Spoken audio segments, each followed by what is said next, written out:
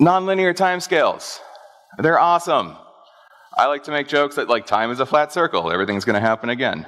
Time is so much more beyond that. There's some physics I can get into. I refuse to do that to you folks. So I believe in nonlinear timescales. Took me 6 years. Do you know who that most affected? Me. This guy right here. I hear a lot of people, they want to graduate early. Cool. Good for you.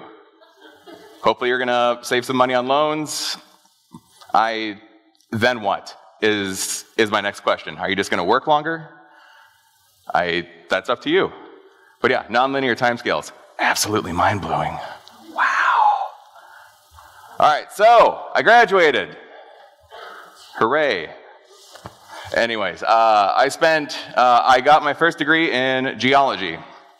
Earth is cool. I like the earth. I spent some time working in the oil fields out in western North Dakota. We've all heard about that. Maybe some of us grew up in there. Then I spent like 7 years working in underground gold mines. It's a real thing. Good paying job. Hooray for STEM fields. I met a lot of cool people. My heart wasn't into it. I just got really bored with it. Like, the things I was trying to validate me being there. Like, do we all have one of these? Phone? There's gold wiring in there. You're welcome. All of you. I did that. But I was just getting older. When I hit, 36, some might call it a midlife crisis. I don't plan on dying at 72, but I was around 36, and then I just kept on hearing this little voice. Maybe it was because I was working in mining, and I use a Brunton, which is a fancy compass, but I was starting to listen to my internal compass. Whenever I have words in red, that means they're important. There you go. And I was listening to it, and also thinking back to nonlinear timescales, I said, hey, let's go do Peace Corps. I wanted to go do Peace Corps right when I finished college. Private loans are terrible. I eventually got them paid off. Citibank, screw you guys. They are... Then it got sold to Discovery, then Mohila. I don't know what Mohila... Anyways, so I'm like, let's go join Peace Corps. I'm 36. I need to go do something. I want to help. This is what my internal compass kept telling me. I want to go help. I was getting tired of making a hole in the ground bigger. Like, cell phones are cool, awesome. I drive a car, there's oil, hooray. But I wanted to help people. So, Peace Corps, I've heard amazing things. It's a 27-month journey. I was there for 1 month. Do you know why? There's a huge hint in the picture. COVID. Hooray. There's a pandemic. It's still going on. I don't know if you guys know that.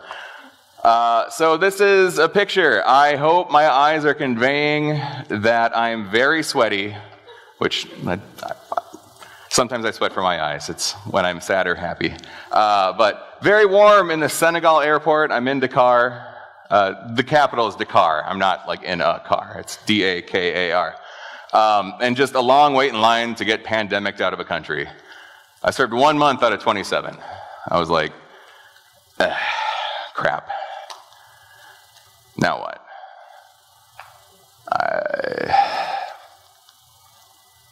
Do I go back to mining? Where my heart's not at? Pays well. They don't build mines in cool places.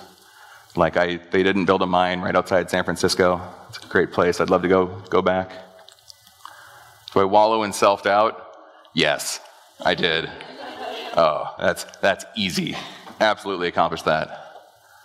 Do I say, screw it, let's go try to be funny in Hollywood? Some Peace Corps people are getting in my head, like, you know, like, my buddy wrote one funny tweet, and, like, he writes for a show now. I'm like, I should get Twitter. It inspired me to get Instagram, which I never use. Girlfriend can attest to that. Do I just sell everything, go get a dog, buy a van, and solve mysteries? Has anyone else gone and done the Scooby-Doo route? No? I was this close. But I said, okay, we still have an internal compass. It's still in there. I still want to help people. I am very good at nonlinear timescales. I went and did Peace Corps. I am evidence before you today that you are never too old to do a lot of things. What's the joke? Like Colonel Sanders, like he started KFC when he was 72. So I was still, what was this? Between 36 and 37 at this time. Not even 40 yet. So what do? I want to help people. I don't care about time norms. Oh, dragons come home to roost. We're back in school. This is my first day of school photo. I think it's like 17th or 18th grade. I lost track because I went to school for 6 years. Dude, I failed a lot of classes. I don't know if those count. But yeah, I said, hey, let's go help people. My sister's a teacher. I have helped taught in her class. I've taught kids about rocks and minerals. And they absolutely loved it. Whenever you see that light bulb bing, go off above like some kid's head, just boil that down, shoot it in my veins. I will take that all day. It was out. Oh, I got it. You're helping people. That's like my compass was like, go to that, find it. And I'm like, all right, I'm going to go be a science teacher. So I returned to the campus that I knew and loved. I eventually got really good at college, like my last 3 years. Do people still watch The Simpsons? Does anyone get this reference? Okay, just making sure. Like this was the Rick and Morty of my day, way back when. So there are some things that have changed that I just cannot control, that have just happened. They're just things that I am not in charge of. There are less students here. I believe when I was attending here around like 2008, there were 9,000 students enrolled here, like on campus. Now it's like 4,500, which hurts. It hurts my heart because I want to see more people here. I want the quad to be busy. There used to be so many people out on the quad, and I miss that. So next time you're bored and it's nice out, go set up a hammock. Go read a book. Throw a frisbee. I'm very good at frisbee. I will catch it and throw it back to you. I promise. Did you know you can do school online now? Awful. I can't do it. I've had a few. I need to be in that class. I need to be sitting down. I need to have the expert in front of me teaching me the things I need to know, the things I want to know. So online classes, I can't control that. That is different. Pizza's way better. All right, hear me out. So I used to eat at Kesey a good amount. I lived on campus and everything. The pizza back then, not great. Now, fantastic. I think it's the crust. If you don't like it now, holy cow, you would have hated it like 20 years ago. Corresponding with that, for some reason, the toilet paper has gotten way worse. And I hear Student Senate is actually bringing something up about that to try to get it better around. Wow, I knew that would be a divisive issue. Okay, pardon me. I'll skip to the next one. It is still easy. This is one thing that is cool that I'm an example of right now. It is still simple and absolutely worth it to get involved on campus. I did it a lot last time. I am doing it right now, telling you about how I did it last time, but this time. So, you're here. Thank you. You're being involved. It's fantastic. Okay. Here's the reframe. Again, red word. So I have life experience. Just this happened, and that means it takes time. So that has shifted my view on the college experience. So I present to you College Nate in 2003, College Nate in 2023. So old Nate, I can just skip class today. I can easily get go to the next class. There's no way I'm going to skip the next one. And then that day, there's no way I'm going to skip that next one. I do not like the term slippery slope. That was my slippery slope. You have a 9 a.m. class, it's just like, yeah, but I have a bed. Current Nate, I don't care, go to all the classes. Just, I feel horrible if I miss a class. Mentally, and thinking about it financially, that costs me money. Every time I'm not in one of those classes, that's money that I'm missing out on. I also have an asterisk there. If you are sick, you can stay home. It's okay. I missed my first class last week, and I felt terrible about it, but I also felt terrible, and the flu sucks. Don't get the flu. I need some water.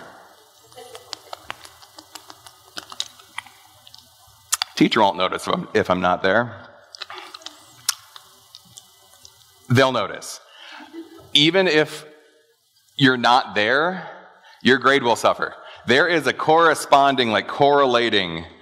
If you are attending class and actually giving a crap about it, you will get a good grade. If you are not attending class, you will typically not get a good grade. And also, meet your professors. They're cool people. They know a lot of cool stuff. And they're people, just like we are. I have seen them out and about, and we've hung out, and it's great. Some of my very good friends now are professors that I met back in 2003. And it's fantastic. I get to see them again. Very, very fun. I'll just get notes from somebody else if I'm not there or if I'm not going to take notes. I see so many students not taking notes in class. Why are you doing that? You are in school. You will learn things if you write them down. I think it's supposed to be 7 times. You have to see information and kind of use it before it starts to stick in there. You'll see it, you'll hear the professor, and if you write it down, you're just about halfway. And your notes are your absolute, they're your notes. You will help yourself, and you will know them so much better. Dr. Ellen Brish, has anyone had Ellen? She's awesome, I love her. She says, what was it? The hand learns before the eye. That's why you take notes, and that's why I passed that class. She's very smart. Holy cow, I am way too hungover for class. Has anyone here ever been like that? Let me tell you, you have no concept of hangovers until you get older. You can go to class, even if you still, oh, it was rum, I can smell it on me. You're fine. Go to class. I'm so glad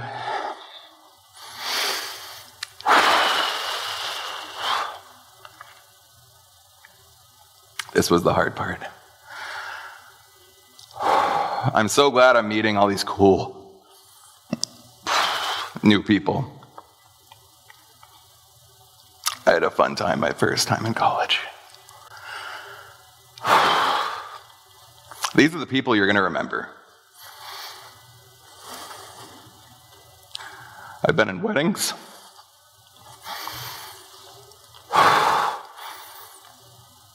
I get this chance to meet cool people again. Do not waste that opportunity. This is where you make your lifelong friends. And I'm very fortunate to have the opportunity to do it again.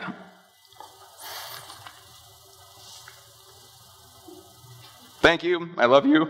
Go Dragons.